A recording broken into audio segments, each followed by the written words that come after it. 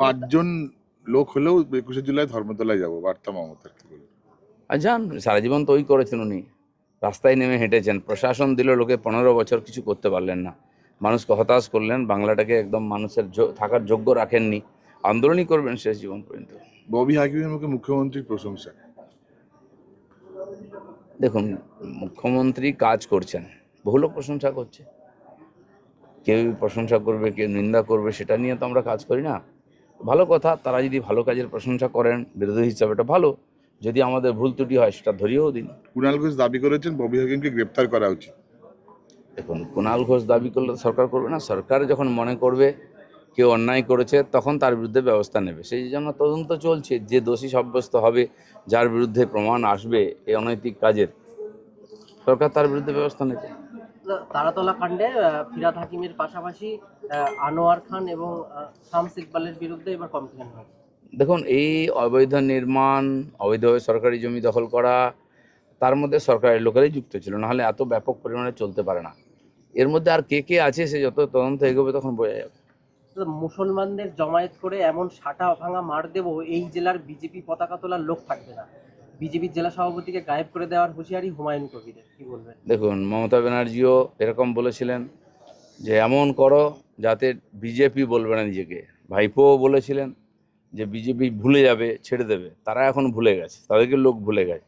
তো এসব ডায়লগ মেরে হয়তো একটুখানি পপুলারিটি পাওয়া যায়, এটা বেশি দিন পশ্চিমবাংলায় চলবে না, কারণ সরকারটা পাল্টে গেছে।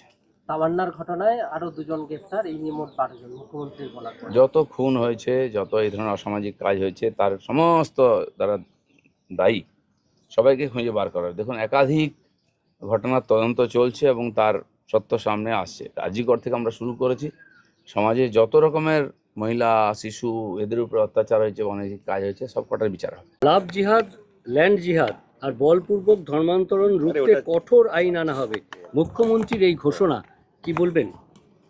অন্যান্য অনেক রাজ্যে এই ধরনের আইন আনা হয়েছে, যার দ্বারা সমাজে বিশৃঙ্খলা তৈরি হয়, আইন কানুনের সমস্যা দেখা দেয় এবং দেশের গ্রাফিক চেঞ্জ করার যে চক্রান্ত চলছে, জনসংখ্যার বিন্যাসই পাল্টে দেওয়া হচ্ছে লাভ জিহাদের মাধ্যমে।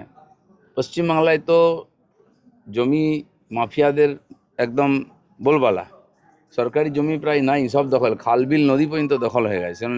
ল্যান্ড জিহাদের যে চলছে চক্রান্ত, এটাকে বাংলাদেশ বানানো, সেটাও বন্ধ করার দরকার আছে। এইসব সামাজিক ব্যাধি দূর করার জন্য আইন কঠোরভাবে করা উচিত। দাদা, এটাই সামাজিক সংস্কার নাকি প্রকৃত হিন্দু রাষ্ট্রের দিকে এগোচ্ছে দেশ? দুটোই হতে পারে। হিন্দু রাষ্ট্র তো আছেই, এগোতে হবে না। হিন্দু সমাজ আজকে পশ্চিমবাংলায় বিপন্ন, তাদের সুরক্ষা কবচও দরকার আছে, আর দেশের সুরক্ষা কবচও দরকার আছে। বাংলাদেশ থেকে কোটি কোটি লোক এসে জমি জায়গা নিয়ে সরকারি সুবিধা নিয়ে বসে যাবে, এখানকার জনসংখ্যাকে পাল্টে দেবে ধার্মিকভাবে। এর আগে বিভিন্ন মন্ত্রীর আহ্বান আমরা দেখেছি, তো সেগুলো এখানে করতে কোনো অনুমতি দেওয়া যাবে না। পুরসভায় কালির দাপট দেখা যাচ্ছে, যত লোক মুখ খুলছে তাতেই দেখা যাচ্ছে ডিফ্যাক্টো মেয়র হিসেবে কাজ করতেন।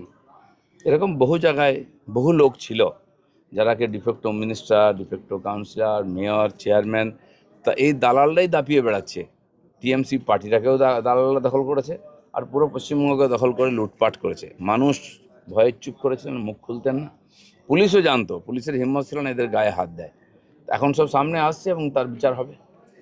রাজ্য সরকার, মুখ্যমন্ত্রী ঘোষণা করেছেন 11 জনের টিম অবৈধ নির্মাণ দেখবেন, শুধু কলকাতা নয়, কলকাতার আশেপাশে বজবজ থেকে শুরু করে উত্তর দমদম পর্যন্ত। ইতিমধ্যেই তারা মিটিং শুরু করেছেন, এসওপি তৈরির কাজ শুরু করেছেন। কলকাতা আশপাশে যেমন এটা হয়েছে, বিভিন্ন জেলা শহরেও এই ধরনের জমি নিয়ে নেওয়া, সরকারি জমিতে জোর করে ফ্ল্যাট তৈরি করা, বিক্রি করে দেওয়া। এই নিউ টাউন এলাকায় একটা জমি দুবার তিনবার বিক্রি হয়েছে, লুট করা হয়েছে লোককে, তারা লড়াই করছে। এই ধরনের সমস্ত কিছু বন্ধ করার দরকার আছে, সেজন্য সরকার কঠোরভাবে পদক্ষেপ নিচ্ছে, যা করার দরকার সব করবে। বিনিয়োগ, আমুলের পর আবার বার্জার পেন্টস গতকালই ঘোষণা করেছেন পিয়ারলেস, তারাও ক্যান্সার হাসপাতাল করবেন ঘোষণা করেছেন। প্রায় 1,500 কোটি টাকার আবার বিনিয়োগ করলেন শিল্পমন্ত্রী, অর্থমন্ত্রীর সামনে, এবং সেখানে পিএমওর যিনি পরামর্শদাতা সঞ্জীব সান্যালও ছিলেন। দেখুন, পশ্চিমবঙ্গ চিরদিন শিল্প অনুকূল পরিবেশ ছিল, কিন্তু মাঝখানে বেশ কয়েক বছর সিপিএমদের আন্দোলন চলবে না, পরবর্তীকালে এই অব্যবস্থা, কুশাসন, তার ফলেতে লোক এখান থেকে পলায়ন করেছে, আসেননি। এখনও বহু মানুষ এখান থেকে প্রতিষ্ঠিত হয়ে অন্য জায়গায় গিয়ে কারখানা ব্যবসা করছেন, তারা এখানে ফিরতে চান। তাদের মনে হয়েছে এখন অনুকূল পরিবেশ তৈরি হয়েছে, তাই সমস্ত রকম ক্ষেত্রে সব জায়গায় তারা আসছেন। সরকারও প্রস্তুতি নিচ্ছে, এখানে ল্যান্ড পলিসি থেকে আরম্ভ করে ইন্ডাস্ট্রিয়াল পলিসি সব ঠিকঠাক করা হবে। 2-3 মাসের মধ্যে, পুজোর মধ্যে এগুলো সব রেডি হয়ে যাবে। তারপর দেখবেন ব্যাপক এখানে শিল্প আসতে শুরু করবে। আরো ভালো ভালো খবর দেখতে সাবস্ক্রাইব করুন বাংলা হান্টের ইউটিউব চ্যানেল। বাংলা হান্টের আরো খবর দেখতে নজর রাখুন। বাংলা খবর মানেই বাংলা হান্ট।